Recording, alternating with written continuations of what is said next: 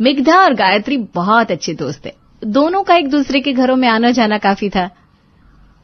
मुग्धा, कल तुम मेरे घर जरूर आना। वो क्या है ना, मैंने हल्दी कुमकुम रखा है और भी कई लोगों को बुलाया है, तो खाना यहीं खाना। अरे क्यों परेशान हो रही है इतना? तेरी बेटी आभा की परीक्षा है, उस पर ध्यान दे। उस पर ध्यान देती हूँ, और इस बार तो वो बहुत अच्छे नंबर लाई है। चल अच्छा, कल अब समय पर आ जाना। हाँ। अगले दिन गायत्री की सहेलियों का जमावड़ा उसके घर लग जाता है। देख यार, गायत्री कैसे ये घर रखती है, कोना कोना चमकता है इसके घर का। हाँ देख तो, किचन में भी हर एक चीज व्यवस्थित रखी है। तभी वहां मुग्धा आती है। अरे तुम लोग जानते नहीं हो, बहुत सुगुण है ये। इसके हाथ का खाना खाकर देखो, खाना मुंह में घुल जाएगा। तभी वहां गायत्री आती है। अरे चलो चलो, खाना खाने बैठो। ठंडा खाना खाने में मजा नहीं आएगा। अरे तुम्हारी बेटी आभा कहाँ है? यहाँ बुलाओ उसको भी। उसे देखे कितना वक्त हो गया। देखो तो कैसी लगती है अब आभा। अरे वो पढ़ाई कर रही है अपने कमरे में बैठकर, अंदर से लॉक है। मुझे पहले ही बोल दिया था, मम्मी डिस्टर्ब मत करना। हाँ ना, और वैसे भी क्या जरूरत है बच्चों को यहाँ पर। बच्ची नहीं है, कॉलेज में पढ़ रही है। गायत्री बुलाना आभा को, मुझे मिलना है उससे। उससे मिले बहुत दिन हो गए, देखा ही नहीं। गायत्री बेटी को आवाज देती है। आभा बाहर आती है, सभी को नमस्ते करके वहां चुपचाप खड़ी हो जाती है। क्या है, माँ को बोला था मुझे दूर रखे इन सबसे, फिर भी अब पता नहीं क्या क्या पूछेंगे। बिल्कुल माँ जैसी है ये, देखो तो चेहरे से ही कितनी शांत सुशील लग रही है। अरे आभा, माँ ने ही सारा खाना बनाया है या तूने भी मदद की है? वो मेरी परीक्षा है ना, तो मैंने कुछ नहीं किया, लेकिन सफाई मैंने की है घर की। इतना ही बात है। अच्छा चलो जाओ कमरे में पढ़ लो, कल को बोलोगी आंटी लोगों ने डिस्टर्ब कर दिया क्या? मुग्धा आभा को देखती है और मन ही मन ठान लेती है कि वो अपने बेटे अभय की शादी इससे ही करेगी। लेकिन ये बात गायत्री को बताए कैसे? शिवांगी, मेरा तो मन है कि आभा की शादी अपने बेटे अभय से कर दो। क्या कहती हो, कैसा रहेगा? आभा अगर गायत्री जैसी है तो समझ ली तेरा घर स्वर्ग बन जाएगा। और क्या, माँ जैसी ही होंगी बिल्कुल बेटी। इकलौती बेटी है, माँ के तो सारे गुण बेटी में आएंगी। घर से लेकर बाहर तक गायत्री कितने अच्छे से संभालती है। अगर ऐसी ही लड़की तेरे घर पे बहू बन जाए तो सोच मजे ही आ जाए। कुछ समय बाद मुग्धा गायत्री की यहाँ आती है और आभा का रिश्ता मांग लेती है। अरे मैं तो इसके लिए तैयार ही नहीं थी, मुझे आभा से पूछना पड़ेगा। तेरी बेटी है, तेरी बात को बिल्कुल नहीं टालेगी। तू तो अभय को जानती है, कितना अच्छा कमा रहा है और दिखने में भी अच्छा है। तुझे पता है ना, एक भी ऐब नहीं है मेरे बेटे में। बस देख, अच्छी लड़की घर आ जाए तो हमारा घर संभल जाए। तू तो जानती है आजकल लड़कियों को कैसे कैसे खबरें आती हैं। मेरा तो मन खराब हो जाता है अभय की शादी के नाम पर ही। कम से कम देखी हुई लड़की आएगी तो डर तो नहीं रहेगा। अरे क्यों इतना सोचती है, इतनी चिंता मत किया कर। खबरें तो लड़कों की भी गलत आती है, पर कोई बात नहीं। वैसे एक बात सही कह रही है, देखा वाला घर है तुम्हारा और मेरा भी। एक दूसरे के घर में अगर बच्चे आएंगे जाएंगे तो अच्छा रहेगा, कोई डर भी नहीं। मैं आभा से बात करके तुझे बताऊंगी। शाम को गायत्री आभा से बात करती है। अभय की शादी मुझसे? वैसे काफी टाइम हो गया, मैं अभय से मिली भी नहीं हूँ। आज उसका सोशल मीडिया प्रोफाइल चेक करके सुबह तक बताती हूँ। देख आभा, मैंने तुझे कितनी बार कहा है कि तू ये सोशल मीडिया से दूर रहा कर। सारा दिन फोन में घुसी रहती है, अपने आप को दूसरे कामों में व्यस्त कर। घर का काम कर, साफ सफाई, खाना पीना, इस पर ध्यान दे। इतने अच्छे घर से शादी का रिश्ता खुद चल कर आया है। ओ हेलो मम्मी, बहू बनाने के लिए शादी करवा रही हो या नौकरानी बनाने के लिए? वैसे भी मेरा ऑलरेडी एक बॉयफ्रेंड है। एक जोर का थप्पड़ मारूंगी, बवंडर आवारा सा। उससे तो मैं तुम्हारी शादी कभी नहीं करवाऊंगी। अभय जैसा लड़का तुम्हारी किस्मत में था, तभी तो खुद से रिश्ता आया है। वही तो मैं सोच रही हूँ, इतने अच्छी लड़की का रिश्ता मेरे लिए कैसे आ गया? मैंने ऐसे क्या पुण्य कर दिए? आभा ये नहीं जानती कि गुण उसके नहीं उसकी माँ के देखे गए, और सभी को यही लगता है कि आभा भी उसकी माँ के जैसी ही होगी, लेकिन सच्चाई ये नहीं होती है। शाम को गायत्री अपने पति से बात करती है। सुनिए जी, मेरी सहेली है ना मुग्धा, उसने अपने बेटे अभय की शादी का रिश्ता हमारी बेटी के लिए लाया है। आपको क्या लगता है, शादी करवा देनी चाहिए? मुग्धा तो बहुत अच्छी है, उनका परिवार, उनके पति बेटे सबको मैंने देखा है। पर गायत्री, तुम तो आभा के तौर तरीके जानती हो। उनके घर में ऐसी लड़की जाएगी तो उनका घर बर्बाद ना हो जाए। गायत्री को गुस्सा आ जाता है। क्या बात कर रहे हो आप? ऐसे क्या तौर तरीके मेरी बेटी के? इकलौती बेटी है मेरी, और क्या चाहिए उन लोगों को? हमारा जो कुछ है उनका ही तो होगा। वैसे उन लोगों के पास भी पैसों की कमी नहीं है गायत्री, उन्हें सिर्फ एक अच्छी लड़की चाहिए। और मुझे तो लगता है कि शायद उन्होंने तुम्हारे तौर तरीके देखकर आभा के बारे में यही सोच लिया होगा कि वो माँ जैसी होगी। गायत्री, वो तुम्हारी दोस्त है, तुम्हें उसे एक बार सीधे बात करके बताना चाहिए कि आभा को वो सारे काम नहीं आते जो तुम कर लेती हो। उसके हालात बहू बनने वाले नहीं है। अच्छा, बड़े चालाक हो तुम। सामने से आया अच्छा रिश्ता तोड़वा दूं? कभी नहीं, मैं तो आभा की शादी अभय से करवा के रहूंगी।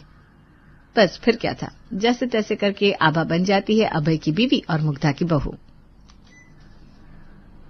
शादी के बाद देखो आभा, अब तुम मेरी बहू नहीं बल्कि मेरी बेटी भी हो। मैंने तुम्हें बचपन से देखा है। गायत्री मेरी बहुत अच्छी दोस्त है और मैं चाहती हूँ कि जैसे पूरा जीवन गायत्री ने अपना घर संभाला है, आने वाला जीवन तुम अपना घर वैसे ही संभालो। आभा कुछ नहीं कहती। भाई हम तो अब 1 महीने के लिए चले घूमने, अब घर तुम्हारा है, तुम संभालो। पिताजी आप निश्चिंत होकर जाइए, वैसे भी अब घर की जिम्मेदारी मेरी है। मुग्धा और उसका पति 1 महीने के लिए चले जाते हैं। इधर अभय कहता है, आभा शादी के बाद से ही ऑफिस का काम काफी छूटा हुआ है, तो मैं कल सुबह जल्दी जाऊंगा, तो मेरा खाना बना देना। और घर भी देखो कितना फैला हुआ है, अब कल तुम थोड़ा आराम करके अपनी गृहस्थी संभालना शुरू कर दो। अगले दिन वो तैयार होता है, पर जब वो खाने के टेबल पर बैठता है तो खाना नहीं था। अरे नाश्ता और खाना कहाँ है? आभा, ओ आभा। लेकिन हमारी आभा जी तो अपने कमरे में सो रही थी। आभा आवाज सुनकर बाहर आती है। क्या हुआ? सुबह सुबह क्यों चिल्ला रहे हो? सब ठीक है ना? हाँ सब ठीक है, मतलब तुम्हें कल कहा था ना कि मुझे ऑफिस जल्दी जाना है, मेरा खाना नाश्ता बना देना। अरे जल्दी का मतलब ये थोड़ी ना है कि सुबह 10 बजे ही तैयार हो जाओगे। इतनी सुबह मैं नहीं उठती, अब ऐसे में कैसे खाना नाश्ता बना दूं? एक काम करो, आज ना तुम बाहर से खा लो, बाकी कल का मैं कोई जुगाड़ देखती हूँ। जुगाड़ देखती हूँ मतलब? आज तक ऐसा नहीं हुआ कि मैं ऑफिस बिना खाना और नाश्ते के टिफिन लिए बिना जाऊं। ऑफिस जाना तो मुझे ऐसा लग रहा है जैसे क्या छूट रहा है। अरे ऑफिस में काम करने जाते हो, खाना खाने नहीं जाते, समझे? और सुबह 10 बजे तैयार होके कौन बैठता है यार? अभय कुछ नहीं कहता, वो वहां से भूखे पेट निकल जाता है। ये तो होता नहीं कि बीवी के लिए 1 कप चाय भी बनाते जाओ। किस्मत ही खराब है मेरी, खुद ही चाय बनाकर पीनी होगी। अभय निकल जाता है और जब वो लौटता है तो देखता है कि पूरा घर फैला है और आभा रात के 10 बजे भी अगले दिन के कपड़े में ही टहल रही है। दूसरे दिन ऑफिस से माँ को फोन करता है। माँ अब कब वापस आ रही हो? क्यों बेटा, क्या हो गया? पत्नी के साथ रहकर मजे करो, शादी के बाद क्या माँ माँ कर रहा है? अरे माँ क्या मजे करे, खाली पेट मजे नहीं होते। माँ हैरान हो जाती है, शादी के बाद भी बेटा भूखा, पत्नी ने खाना नहीं बनाया? क्यों, क्या हो गया बेटा? आभा ने तेरे लिए कुछ बनाया नहीं? अभय माँ को सारी बात बताता है। माँ मैंने आपको पहले ही कहा था कि मुझे कामकाजी लड़की नहीं चाहिए, मुझे एक अच्छी घरेलू लड़की चाहिए जो मुझे और मेरे घर को संभाले। कहाँ आपने मेरी शादी करवा दी? माँ को गुस्सा आ जाता है।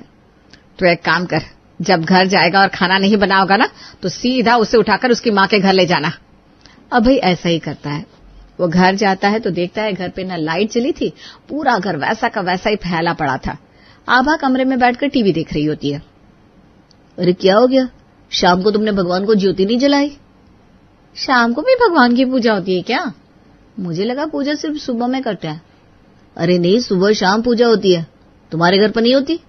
होती होगी, मैंने कभी ध्यान नहीं दिया। मेरी माँ को तुम नहीं जानते हो, सारा दिन कुछ न कुछ करती रहती है। हाँ, हमने सोचा था कि तुम अपनी माँ की तरह होगी, तभी माँ मेरा रिश्ता तुम्हारे घर लेकर गई थी, पर मुझे लग रहा है कि तुम बिल्कुल अपनी माँ के जैसी नहीं हो। थैंक गॉड मैं अपनी माँ जैसी नहीं हूँ। तुमको पता है सारा दिन माँ घर में नौकरानी की तरह लगी रहती है। अच्छा चलो वो तो ठीक है, अभी खाने में क्या बनाया है? सुबह से मैंने कुछ खाया नहीं है। कुछ नहीं बनाया, पता है ना मेरी हालत खराब है, मुझे कुछ ज्यादा बनाना आता नहीं है।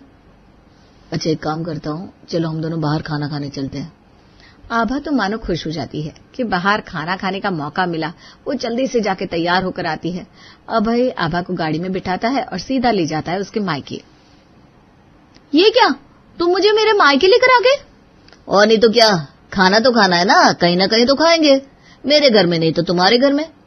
दोनों घर के अंदर जाते हैं, जहां पर गायत्री बहुत ही अच्छे से किचन में खाना बना रही थी। पूरे घर में खाने की खुशबू फैली थी। गायत्री बेटी और दामाद को देखकर खुश हो जाती है। अरे वाह आभा बेटिया, कैसी है मेरी बच्ची? बेटा बहुत अच्छा हुआ तुम दोनों यहाँ आ गए। आओ चलो रात का खाना सब मिलकर खाते हैं। हाँ आंटी जी, खाना तो आपके साथ ही खाना होगा, और मुझे लगता है आज नहीं रोज ही। क्यों भाई, क्या हो गया बेटा, ऐसे क्यों बोल रहे हो? ऐसा इसलिए बोल रहा हूँ क्योंकि जब मैं घर आया तो मुझे खाने को कुछ नहीं मिला, यहाँ तक कि सुबह भूखे पेट गया हूँ। आपने आभा को खाना बनाना नहीं सिखाया है, और अगर नहीं सिखाया है तो ये बात माँ को बता देते, तो माँ 1 महीने की छुट्टी पर तो नहीं जाती। उनको लगा था कि आभा आपकी तरह है, वो पूरा घर संभालेगी, तभी निश्चिंत होकर वो चली गई। लेकिन अब बहुत टेंशन में है आंटी। अब जब तक आभा अपनी माँ की तरह नहीं बन जाती, मैं इसे रोज आपके घर पर लेकर आऊंगा।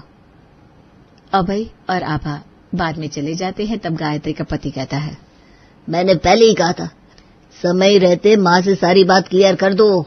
उन लोगों ने हमेशा तुम्हें काम करते हुए देखा, उन्होंने हमारा घर देखा, उन्हें लगा कि हमारी इकलौती बेटी भी तुम्हारी तरह होगी। लेकिन आभा माँ की तरह नहीं है, ये नहीं बताया। अब तुम्हारी क्या इज्जत रहेगी तुम्हारी सहेली के आगे? क्या इज्जत मतलब? अरे मुझे उसने कहा था क्या मेरी बेटी से शादी करवा दो अपनी बेटी की, क्योंकि वो मेरे जैसी है? नहीं ना, क्योंकि उसे लगता है वो मेरे जैसी है तो उसने रिश्ता मांग लिया।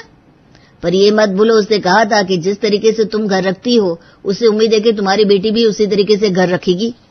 अरे घर का काम कोई बड़ी बात नहीं है, ऐसा कोई रॉकेट साइंस नहीं है जो आभा से नहीं हो पाएगा। दामाद जी ने कहा है कि अब रोज वो उसे यहाँ लेकर आएंगे तो मैं धीरे धीरे उसे काम सिखा दूंगी और उसे काम आ जाएगा। अगले रोज फिर जब अभय शाम को घर आता है, घर पर खाना नहीं बना था। क्या हुआ, आज भी खाना नहीं बनाया? कोशिश की थी पर नहीं बना पाए। तुम्हें पता है ना आटे में पानी कितना डाला ये भी मुझे नहीं पता। ठीक है कोई बात नहीं, जल्दी से तैयार हो जाओ, फिर बाहर खाना खाने। हाँ चलते, लेकिन मुझे मेरे घर मत ले जाना प्लीज। तो फिर कहाँ लेकर जाऊंगा? रोज रोज बाहर का खाना खाना मेरे बस की तो बात नहीं है। सुबह भी तुम कुछ नहीं देती, रात को भी मैं बाहर का खाना खाऊं? ये पॉसिबल नहीं। चलो तैयार हो जाओ।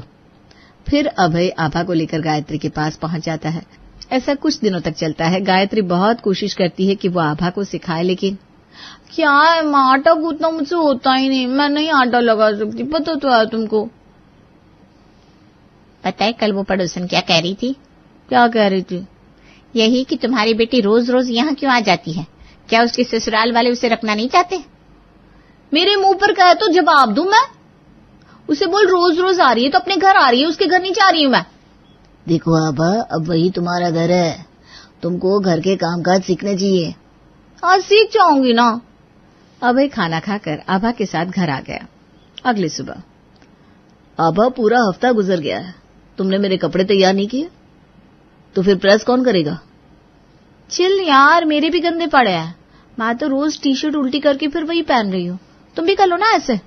छी, गंदे पसीने वाले कपड़े नहाने के बाद फिर से कोई कैसे पहन सकता है? नहीं नहीं, मुझसे नहीं होगा। चलो खाना दे दो, मैं कपड़े लॉन्ड्री में देता हुआ निकल जाऊंगा। खाना कैसे खाना? माँ ने कोई खाना वाना नहीं बनाया। फिर अभय को गुस्सा आ जाता है। देखो आभा, अब बहुत हो गया, ये सारी चीजें मेरे बर्दाश्त के बाहर हो रही है।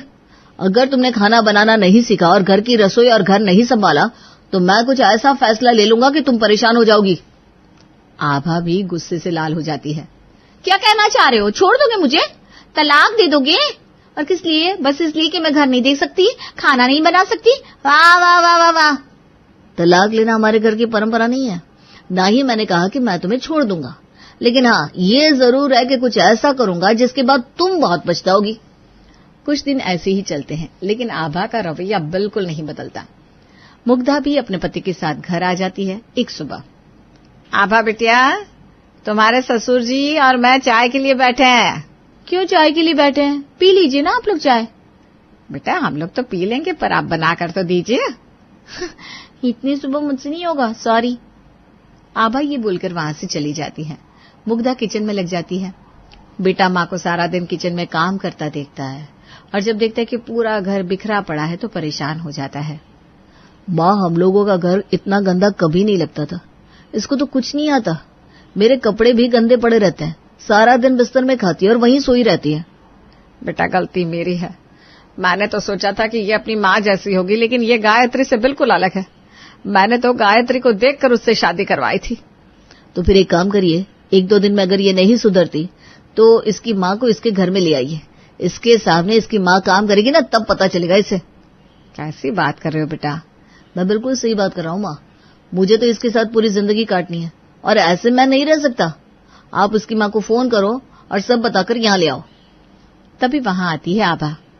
अरे किसकी माँ आ रही है? तुम्हारी माँ, क्योंकि तुम तो सुधरोगी नहीं।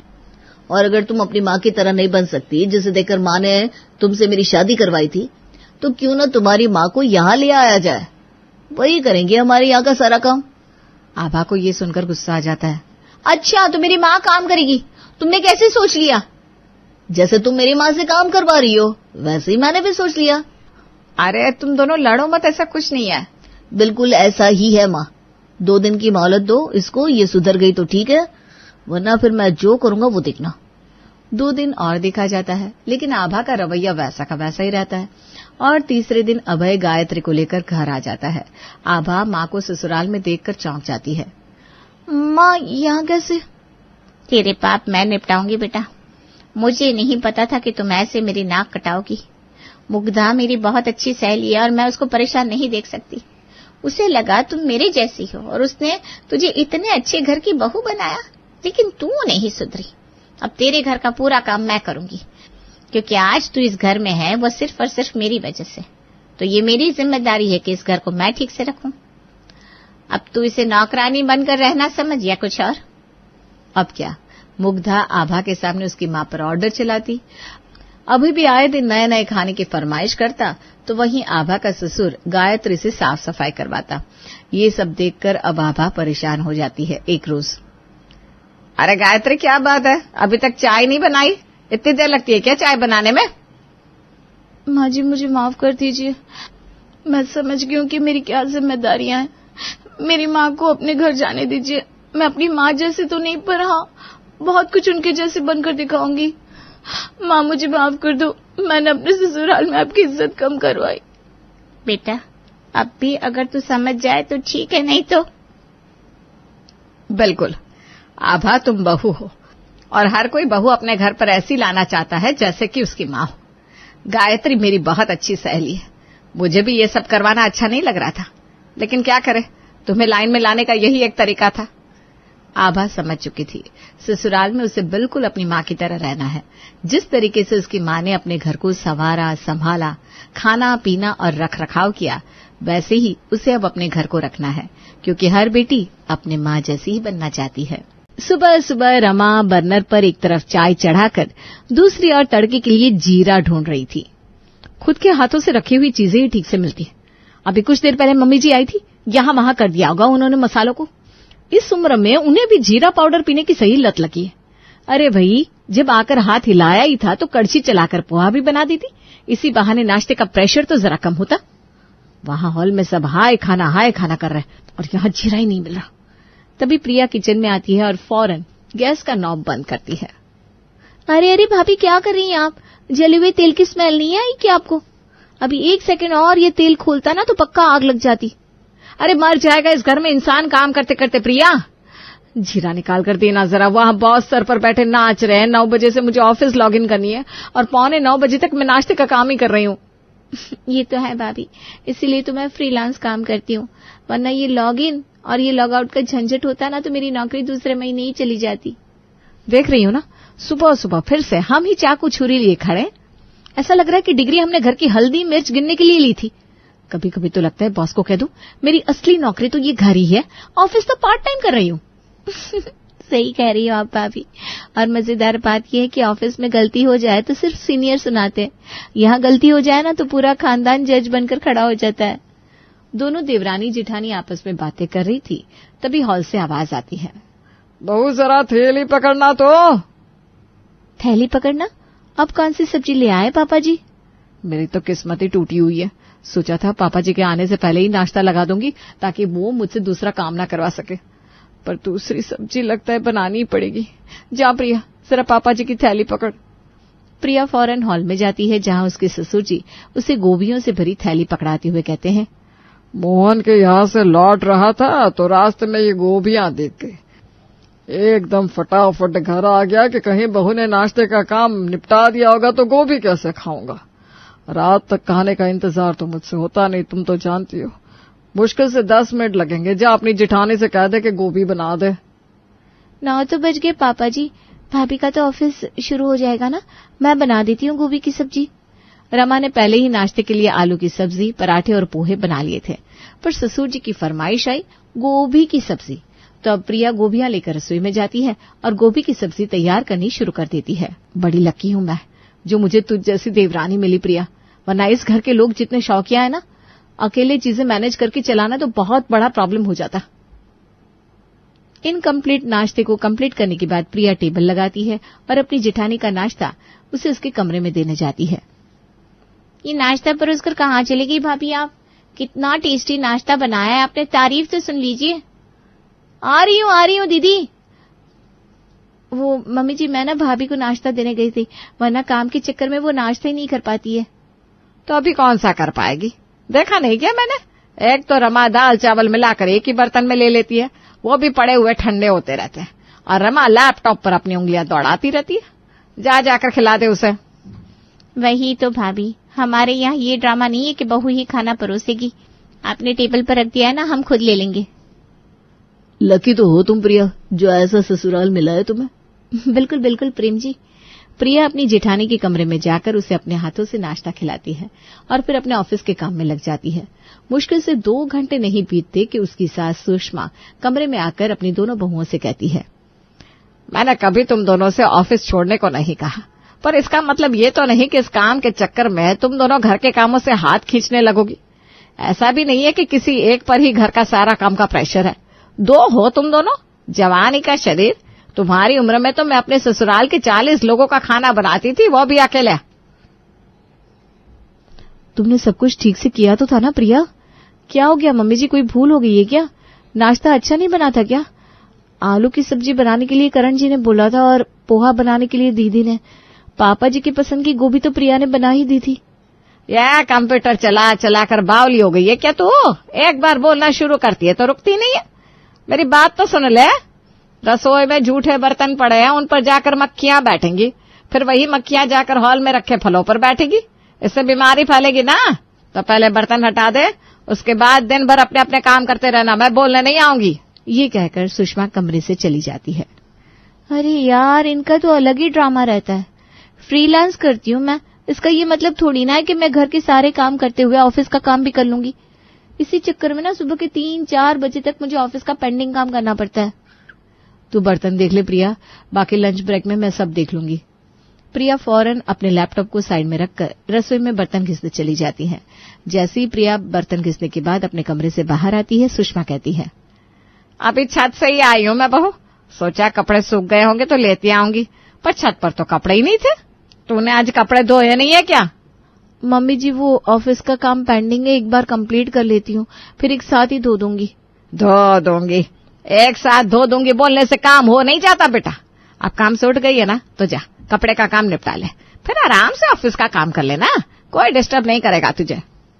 वो तो मैं समझ गई मम्मी जी, पर ऐसा थोड़ी ना है कि सबके पास एक ही जोड़ी कपड़े हैं। कितने कपड़े तो है सबके पास। अगर मैं एक दिन गैप करके भी कपड़े धोऊं तो कोई प्रॉब्लम नहीं होने वाली। तू तो ऐसे कह रही है बहू जैसे कि मैं तुझसे जानबूझकर काम करवाना चाहती हूँ। अभी कुछ देर में बेचारी निधि अपने कॉलेज से आ जाएगी। कल सुबह अपने दोनों नाइट ड्रेस धोने डाले थे उसने, आकर ढूंढेगी तो कहाँ से लाकर दूंगी मैं उसे। और तू जानती है ना, एक बार उसका पारा चढ़ गया तो फिर वो खाना भी नहीं खाती। अपनी इकलौती ननद के लिए उसके कपड़े भी नहीं धो सकती क्या तू? और कौन से तुझे कपड़े हाथ से धोना है? मशीन में डालकर मशीन ही तो चलाना है। इतना आसान था तो मम्मी जी आप ही चला देती कपड़े। कहती तो ऐसे है जैसे कि फुल्ली ऑटोमेटिक मशीन है। टूट कर पुर्जे अलग पड़े हुए हैं वॉशिंग मशीन के। जितनी देर में मशीन में कपड़े धुलेंगे उतनी देर में इंसान हाथ से धुलेगा। ठीक है मम्मी जी, कपड़े धो देती हूँ। वहां किसी तरह मशीन चलाकर प्रिया लैपटॉप पर अपने ऑफिस का काम कंप्लीट कर रही थी। यहाँ प्रेम दुकान से वापस लौट आता है। अरे बेटा, आज बड़ी जल्दी आ गया तू दुकान से, भूख ज्यादा लग गई थी क्या? अरे नहीं मम्मी, वो पापा ने मुझे बोला कि जरा पार्टी से पैसे कलेक्ट कर लूं, तो वही तकादे पर निकला था। पर तुम तो जानती हो कि आजकल लोग कितने बेशर्म हो गए। एक बार किसी को उधार पर माल दे दो, फिर अपने ही पैसे भिखारियों की तरह मांगने पड़ते हैं। यहीं पास में एक पार्टी के पास पैसे लेने आया हुआ था तो घर आ गया। अब लंच करके ही जाऊंगा। दुकान में भी आज कोई ज्यादा कस्टमर आया नहीं तो पापा भी आ ही जाएंगे। और ये थैली में क्या लेकर आए आप? अरे हाँ, इसे तो मैं भूल ही गया। मॉल में इतने अच्छे मशरूम मिल रहे थे कि मुझसे रहा नहीं गया। मैं मशरूम ले आया। एक काम करना, आज दोपहर में मशरूम ही बना लेना। मशरूम? प्रिया मशरूम लेकर अपनी जेठानी के पास जाती है और उसे दोपहर का मेनू बता देती है। पर उतनी ही देर में घर की बेटी निधि मार्केट से भिंडी लेकर कॉलेज से वापस लौट आती है। अब देखकर बताओ मम्मी, सब्जी खरीदना सीख गई तुम्हारी बेटी की नहीं? इतनी खींची खींची ताजी ताजी भिंडियां मिल रही थी कॉलेज गेट पर, मुझसे रहा ही नहीं गया और मैंने खरीद ली 50 रुपए में आधा किलो। वैसे भी इस गर्मी में ज्यादा भिंडी खाई कहाँ है हमने। भाभी को दे दो ना, वो बना लेगी। दोपहर में दाल चावल भिंडी, बहुत मजा आएगा। पर भैया तो कह रहे थे कि दोपहर में कढ़ी बनाने को कहना रमा से। अरे तो कढ़ी और दाल में वक्त कितना लगता है, दोनों बना लेगी बहू। आलू की सब्जी तो इस घर में बनती ही है, साथ में भिंडी और मशरूम की सब्जी भी बन जाएगी, और क्या। जितनी आसानी से सुषमा ने कह दिया था उतना आसान ये रमा के लिए नहीं होने वाला था। रसोई में प्याज काटती हुई रमा खुद ही खुद में बड़बड़ा रही थी। ऐसा भी नहीं है कि जीरे के छौंक के साथ दाल तैयार कर लूंगी तो सब खा लेंगे। इन्हें तो दाल में भी प्याज धनिया पत्ता सब चाहिए। कढ़ी, मशरूम, भिंडी की सब्जी, आलू की सब्जी, क्या क्या बनाए इंसान, वो भी 45 मिनट के लंच ब्रेक में। समझ सकती हूँ भाभी, इन सब से मुझे भी इतनी इरिटेशन हो रही है कि क्या कहूँ। सुबह से कोई काम नहीं कर पा रही हूँ, एक आर्टिकल नहीं लिख पाई, कभी बर्तन कभी कपड़े। तभी हॉल से करण की आवाज आती है। वो आते ही अपनी माँ से कहता है, बड़े दिनों से कद्दू की सब्जी नहीं बनी है घर पर। मम्मी, कद्दू की सब्जी बोल दो ना अपनी बहू को बनाने को। आज तो दुकान पर ग्राहक भी नहीं है, अच्छे से खा पी कर जाऊंगा। ये लो, दोपहर के वक्त 3-3 सब्जी, दाल चावल पराठे कढ़ी कम थे कि ये चौथे का ऑर्डर अलग से आ गया। इतना काम करना मजाक है क्या? कभी कभी तो लगता है करण जी से कह दूं कि आप ही बना लो सब्जियां। वैसे भी आपने अपनी माँ से सब कुछ सीख ही रखा है। अपनी जेठानी को इतना सारा काम अकेले करता देख प्रिया को फिर से अपना काम साइड कर रसोई के काम में हाथ लगाना ही पड़ता है। आलू की सब्जी, भिंडी की सब्जी, मशरूम की सब्जी, कद्दू की सब्जी, दाल चावल कढ़ी और पराठे के साथ दोपहर का खाना होता है पूरा। टेबल पर इस खाने को देखते ही महेश कहता है, बड़ी बड़ी 2 गोभियां लेकर आया था मैं सुबह, तूने बनाई नहीं क्या बहू? बनानी चाहिए थी ना। वो पापा जी, मुझे लगा कि आपने नाश्ते में गोभी खाई है ना, तो दोपहर में क्या खाएंगे, और इतनी वैरायटी की सब्जियां बनी रही थी तो मैंने नहीं बनाई। अरे ये क्या बात हुई रमा? पापा की मर्जी, वो एक सब्जी 3 बार खाए या 6 बार? नहीं भैया, वो भाभी को थकावट हो गई ना, इसलिए कह रही है। अरे थकावट कैसी, घर में ही तो रहती है रमा दिन में। घर में रहने में भी थकावट हो रही है, फिर तो डॉक्टर को दिखा दो भाई। बात को बढ़ाने से कुछ नहीं होगा भाभी, 2 मिनट लगेंगे, बना दो ना गोभी की सब्जी। वैसे भी पापा कभी दोपहर में खाने आते हैं। बताओ, 45 मिनट के लंच ब्रेक को 1.5 घंटा हो गया और अभी गोभी की सब्जी बनानी रह गई है। गोभी की सब्जी बनाने के बाद जैसे ही रमा अपना ऑफिस लॉग इन करती है, मैनेजर का गुस्सा उसका वेलकम करता है। अगर नहीं हो रहा है काम तो छोड़ दो रमा तुम। ऐसा तो नहीं है कि यहाँ सिर्फ तुम ही मैरिड हो, मैं भी मैरिड हूँ। कर रहा हूँ ना काम 20-20 घंटे, 18-18 घंटे ऑफिस में रहना, खाना पीना सोना सब कर रहा हूँ। एक तो तुमने वर्क फ्रॉम होम ले रखा है। तुम्हारी प्रॉब्लम समझ के बॉस ने अलाउ भी कर दिया, पर इसका यह मतलब तो नहीं है कि वर्क फ्रॉम होम लेकर तुम ऐसे गायब रहोगी। अभी तो तुम्हें बेबी भी नहीं है, बाद में बच्चे हो गए तो फिर तो तुम ऑफिस के काम का सत्यानाश कर दोगी। इतना लंबा लंच ब्रेक? आज तुम्हारे ऑफिस आवर्स 7 बजे तक नहीं 9 बजे तक रहेंगे, और बॉस से मैं तुम्हारी कंप्लेंट जरूर करूंगा कि तुम्हारा वर्क फ्रॉम होम कैंसिल कर दिया जाए। बेचारी रमा की तो बैंड ही बज जाती है। वो सीधा अपनी देवरानी के कमरे में जाती है और इसे इस बारे में बताती है। इंजीनियर हूं मैं प्रिया, अगर इतनी डिग्री लेने के बाद सिर्फ किचन का काम ही किया तो क्या किया। आगे जाकर मेरे बच्चे होंगे, उन्हें दुनिया की समझ आएगी तो वो क्या कहेंगे, मम्मा आप तो फॉरवर्ड सोच की ही नहीं हो, आप आउटडेटेड हो, हमारे सारे खर्चे तो पापा उठाते हैं, papa is good mamma is bad.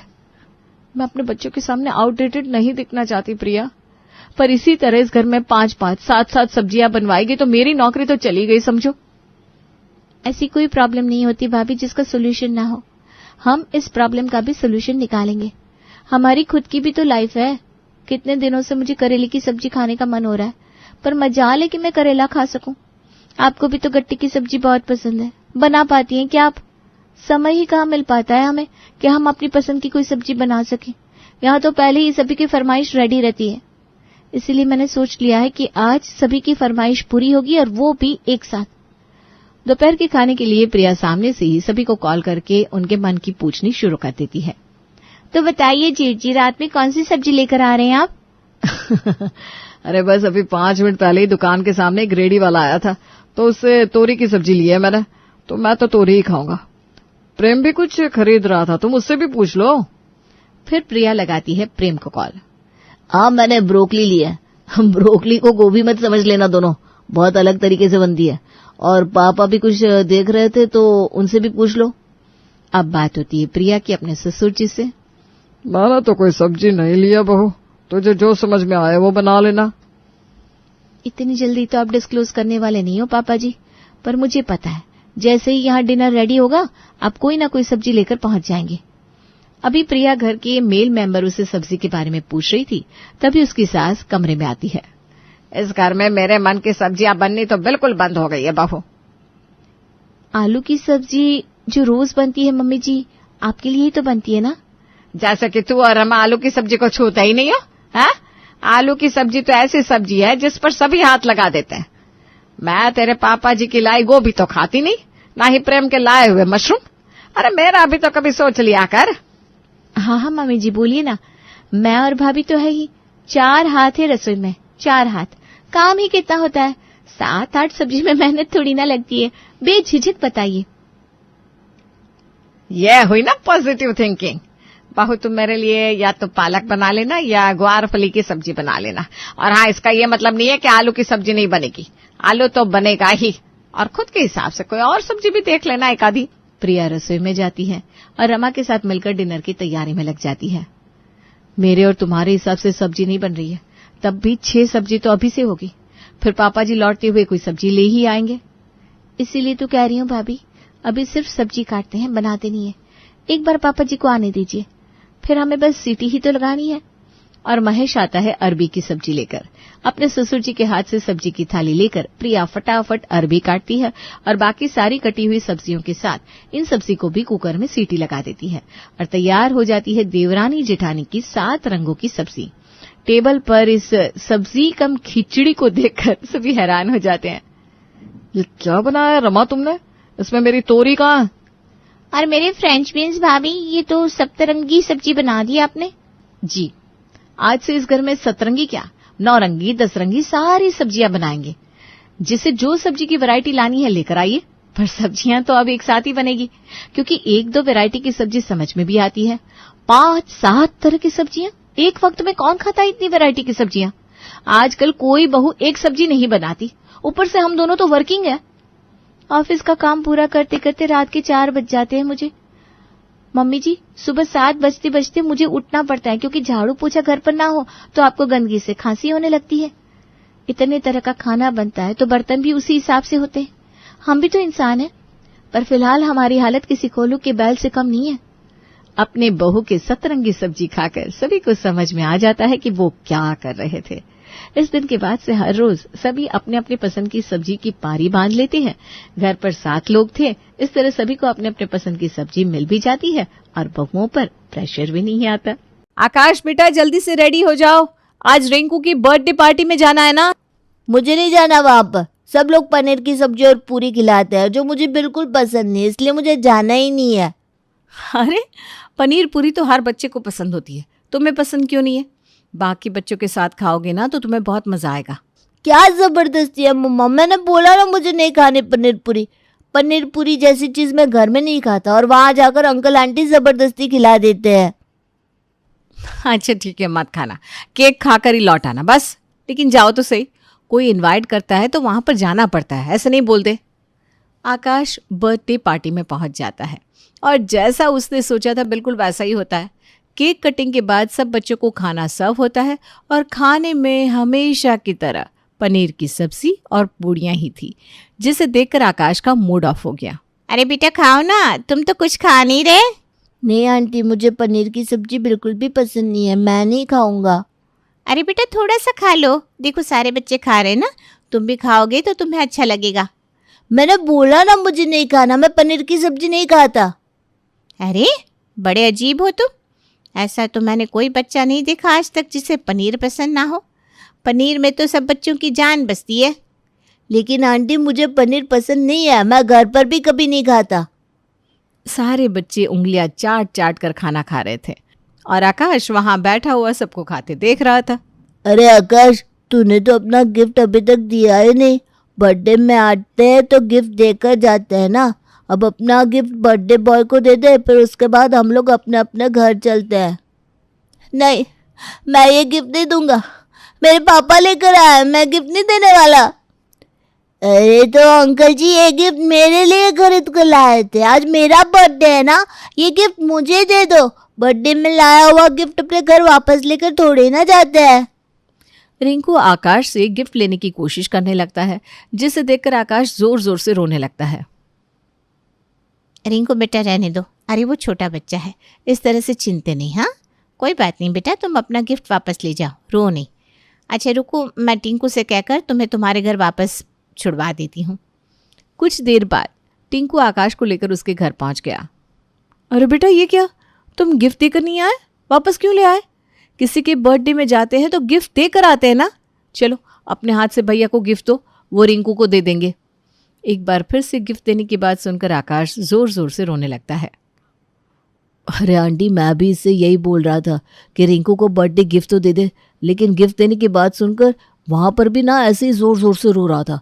फिर मेरी मम्मी ने कहा कि मैं इसको घर छोड़ दूँ, और आपको पता है इसने खाना भी नहीं खाया। बाकी सारे बच्चे खुश होकर खाना खा रहे थे, लेकिन पता नहीं इसे क्या हो गया था।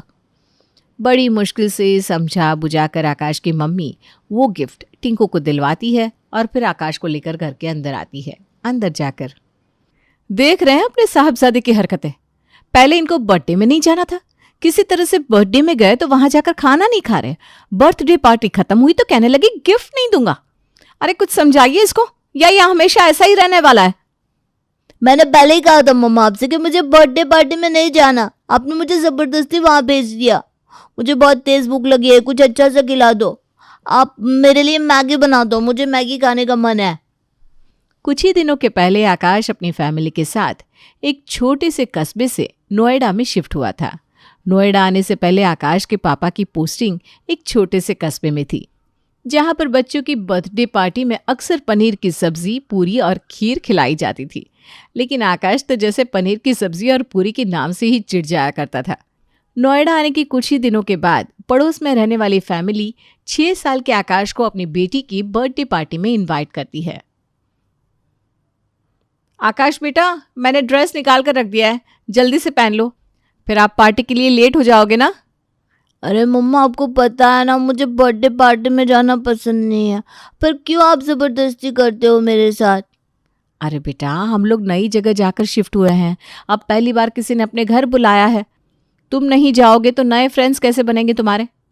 ठीक है, तुम कुछ खाना मत, बस दोस्त बना के चले आना। और सुनो, इस बार गिफ्ट देकर आना, वहां जाकर रोना धोना मत मचाना। ये कोई अच्छी बात नहीं होती। अब तुम बड़े हो रहे हो ना, थोड़ी अच्छी बातें भी सीख लो। अरे बहू, तू तो जानती है अपने बेटे की हरकतें। खुद क्यों नहीं चली जाती गिफ्ट लेकर, और अपने हाथ से ही गिफ्ट पिंकी के मम्मी पापा को दे देना। इसको गिफ्ट देकर भेजोगी तो ये फिर वही ड्रामा करके आएगा। ठीक है माँ जी, मैं ही गिफ्ट देकर आती हूँ। माँ की बार बार समझाने पर आकाश बर्थडे पार्टी में जाने के लिए तैयार हो जाता है। लेकिन ऐसा पहली बार था जो बर्थडे पार्टी से आने के बाद आकाश के चेहरे पर अलग ही चमक दिखाई दे रही थी। अरे भाई, क्या बात है, आज तो तुम बर्थडे पार्टी से बड़े खुश होकर वापस आए। मुझे तो लगा था हर बार की तरह आज फिर घर आकर गिफ्ट देने की बात पर रोना धोना मचाओगे। मम्मा, वहाँ तो मेरी पसंद का खाना नहीं मिलता था, इसलिए मुझे गिफ्ट देते समय रोना आता था। लेकिन आज तो इतना टेस्टी टेस्टी खाना खाने को मिला है, क्या बताओ। मैंने खुशी खुशी गिफ्ट दे दिया, और देखो आज मैं रोया भी नहीं। अच्छा जी, हमें भी तो पता चले ऐसा क्या खाने को मिल गया हमारे राजा बेटा को कि आज इनको रोना नहीं आ रहा, बल्कि खुशी से चेहरे पर चमक आ गई। माँ, आपको पता है वहाँ पर ना बच्चों को खाने में पनीर पूरी की जगह चिली पोटैटो और पिज्ज़ा मिला था। मम्मा, इतना टेस्टी टेस्टी खाना खाकर मेरा तो मूड फ्रेश हो गया। क्या कहा तूने? Chilli potato? यह क्या होता है भाई?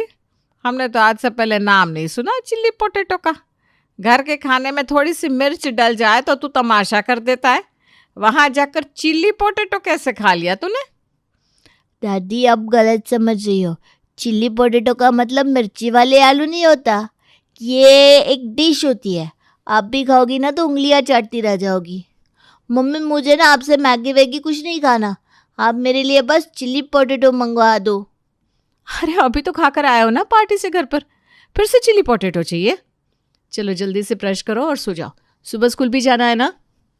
प्रतिमा बड़ी खुश थी। आज पहली बार उसका बच्चा किसी बर्थडे पार्टी से मुस्कुराता हुआ घर लौटा है, लेकिन उसे नहीं पता था कि चिली पोटैटो नाम का ये तूफान उसके घर में बड़ी तबाही लेकर आने वाला है। अगले दिन, मम्मा टिफिन के लिए क्या बनाया है? आलू का पराठा है बेटा। आलू के पराठे का नाम सुनकर आकाश जोर जोर से रोने लगता है। अरे भाई अब क्या हो गया, क्यों सुबह सुबह रोना धोना मचा रहे हो? मम्मा मुझे बस चिली पोटैटो खाना है, मुझे कुछ नहीं पता। आपने कहा था कि आज मैं बर्थडे पार्टी से खाकर आया हूँ, इसलिए आप कल मेरे लिए चिली पोटैटो बनाओगी। अरे बाबा, तो सुबह सुबह 6 बजे थोड़ी ना चिली पोटैटो बन जाएगा। ठीक है, शाम को पापा से कहकर मंगवा देंगे, अभी तो जो बनाया है वही टिफिन लेकर जाओ। बड़ी मुश्किल से प्रतिमा समझा बुझाकर आकाश को टिफिन देकर स्कूल भेज देती है, लेकिन आकाश ने भी कसम खा ली थी कि वो चिली पोटैटो भूलने का नाम ही नहीं ले रहा था। वो घर जाकर एक बार फिर से चिली पोटैटो का नाम लेकर रोने लगता है। अरे चिली पोटैटो में ऐसा क्या खा लिया तुमने जो इसका नाम भूलने को तैयार नहीं हो? ठीक है, शाम को तुम्हारे पापा से कहकर मंगवाती हूँ। हम भी तो देखे भाई, आखिर ऐसा क्या है इस चिली पोटैटो में जिसे खाकर हमारा बेटा बिल्कुल दीवाना हो गया है। शाम के समय प्रतिमा अपने पति से कहकर आकाश के लिए चिली पोटैटो मंगवा देती है। अरे प्रतिमा, हमें भी तो चखाओ, हम भी तो देखे तुम्हारा बेटा जो हर सब्जी को देखकर मुंह बनाता है। इस चिली पोटैटो में ऐसा क्या मिल गया इसको जो बावला हुआ जा रहा है? जी माँ जी, ला रही हूँ मैं, सबके लिए ही मंगवाया था, सब लोग थोड़ा थोड़ा टेस्ट कर लो। सही बताऊँ तो मैं भी ना आज पहली बार खा रही हूँ, मैंने खुद आज से पहले कभी नहीं खाया ये चिली पोटैटो। खाने के बाद, बहू है तो बहुत बढ़िया चीज़ भाई, मेरा तो मन ही नहीं भरा।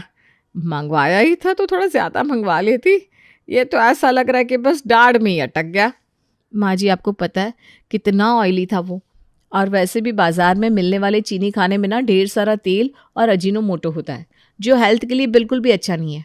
आपको और आकाश को तो खास तौर पर इस तरह का खाना नहीं खाना चाहिए। ये टेस्ट बढ़ाने के लिए डाला जाने वाला अजीनोमोटो बच्चे और बुजुर्ग दोनों की सेहत के लिए बहुत ही खतरनाक है। और देख रही हूँ मैं, आप और आकाश दोनों ही चिली पोटैटो को देखकर कुछ ज़्यादा ही लाड टपका रहे हो।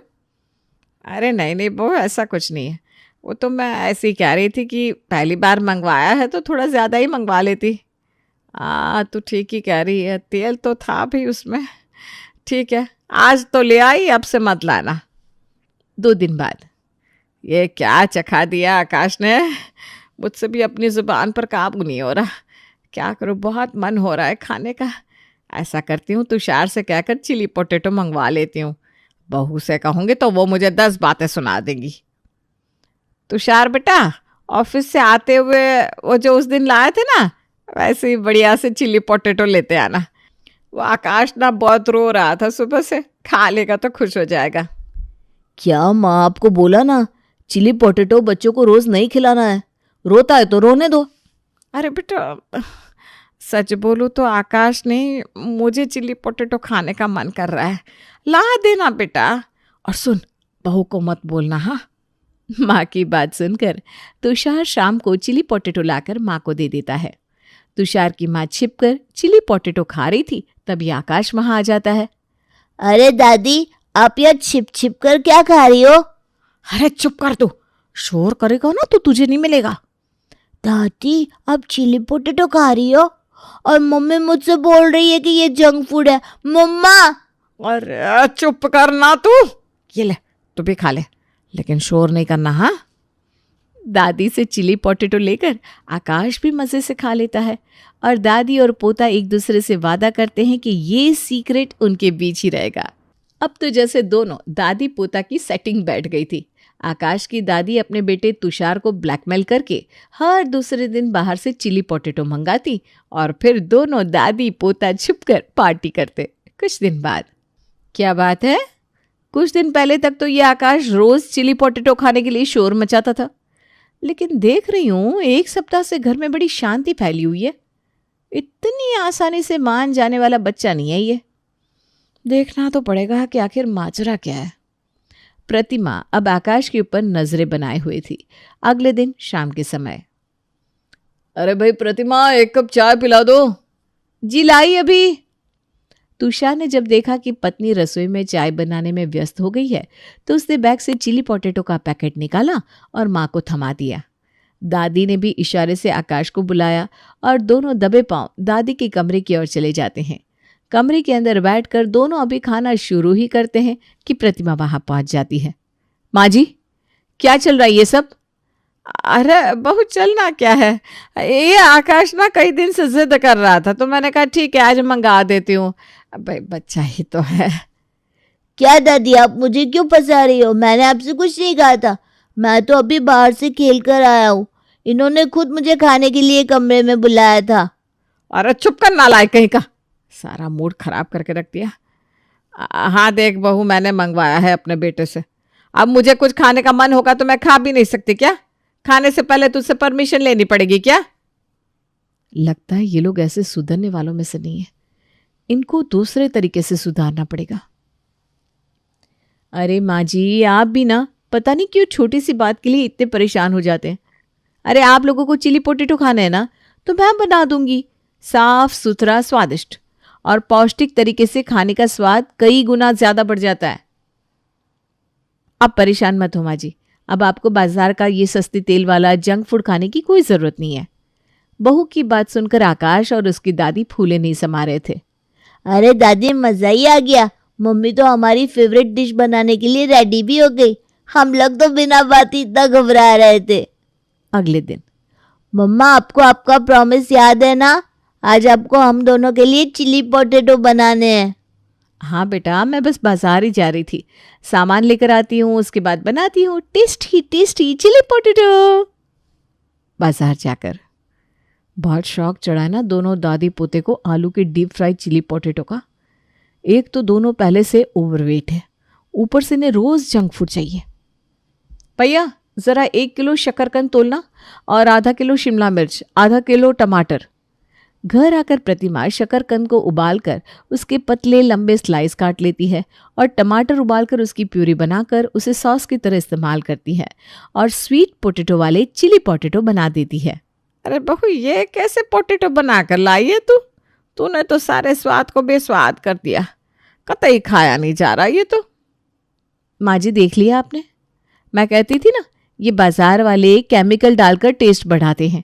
घर का बना टेस्टी सादा चिली पोटैटो आप लोगों के मन को भा ही नहीं रहा। अरे 2-4 दिन खाकर तो देखिए, अपने आप स्वाद जुबान पर चढ़ जाएगा तो अच्छा लगने लगेगा। 3 दिन बाद, मम्मा, आपने शाम के स्नैक्स के लिए क्या बनाया है? अरे बेटा, शाम के स्नैक्स के लिए मैंने आपका फेवरेट चिली पोटैटो बनाया है। खाएगा ना मेरा राजा बेटा? हाँ मम्मा, क्यों नहीं खाऊंगा, जल्दी से ले आओ। आपको पता है ना मुझे चिली पोटैटो कितना पसंद है। बस एक बात बताओ, पहले तो मैं चिली पोटैटो का नाम लेता था तो आप गुस्सा हो जाती थी। 2-2 दिन तक आपके आगे पीछे घूमने के बाद आप इतना सा खाने को देती थी। अब तो मेरे कहे बिना ही रोज बना कर देती हो। क्या बात है? अरे बेटा, और क्या बात होगी। बात बस इतनी सी है कि मुझे ऐसा लगा कि जब मेरे बेटे को और मेरी सासू माँ को चिली पोटैटो इतना ही पसंद है तो उन्हें रोकने से क्या फायदा।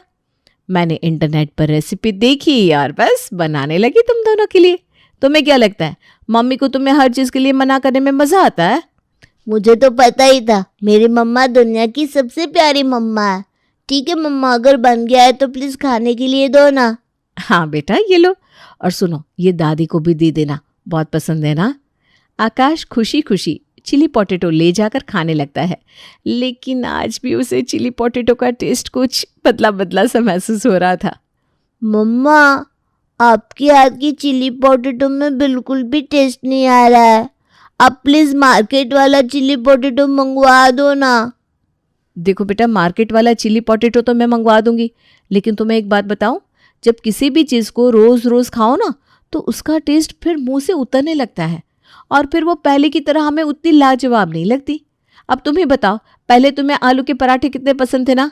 हाँ मम्मा, आलू के पराठे तो मेरे सबसे फेवरेट थे। तो फिर अब जब मैं तुम्हें टिफिन में आलू का पराठा देती हूँ तो तुम्हें उतना ही मजा आता है जितना पहले आता था? नहीं मम्मा, आलू का पराठा खाकर बोर हो गया हूँ अब तो। आलू के पराठे में कोई टेस्ट ही नहीं आता। वही तो बात होती है बेटा, इसीलिए तो कहते हैं कुछ स्पेशल चीज़ों को ना स्पेशल ही रहने देना चाहिए। अगर हम उन्हें रोज़ रोज़ खाएंगे ना तो फिर उनका टेस्ट हमारे लिए एकदम नॉर्मल हो जाता है और उनका स्वाद पता ही नहीं चलता। लेकिन फिर भी अगर तुम्हें ऐसा लगता है ना कि मार्केट की चिली पोटैटो माँ के हाथ के बने चिली पोटैटो से ज़्यादा टेस्टी होंगे तो कल मैं तुम्हारे लिए मार्केट से मंगवा दूंगी। आप खुश?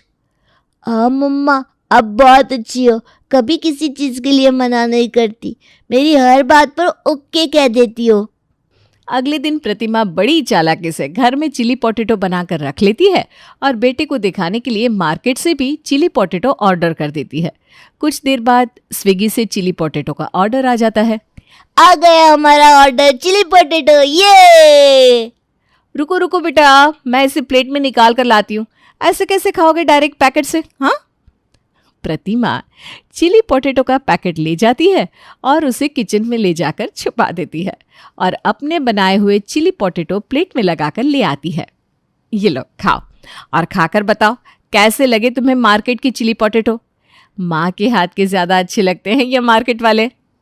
आकाश और उसकी दादी खुशी खुशी चिली पोटैटो खाना शुरू करते हैं, लेकिन इस बार भी टेस्ट उनको घर के बने चिली पोटैटो जैसा ही लगता है। आप एकदम ठीक कह रही थी मम्मा, इसमें तो बिल्कुल टेस्ट नहीं आ रहा। ऐसा लगता ही नहीं है कि ये मार्केट वाला चिली पोटैटो है। अब बताओ मम्मा सही कह रही थी या गलत आपसे? प्रॉमिस करो कि तुम कभी कभी चिली पोटैटो खाओगे और कभी कभी खाओगे ना तो उसका टेस्ट भी तुम्हें स्पेशल फील होगा, वरना रोज रोज खाने पर तो तुम्हें ऐसी ही बेस्वाद चिली पोटैटो खाने पड़ेंगे।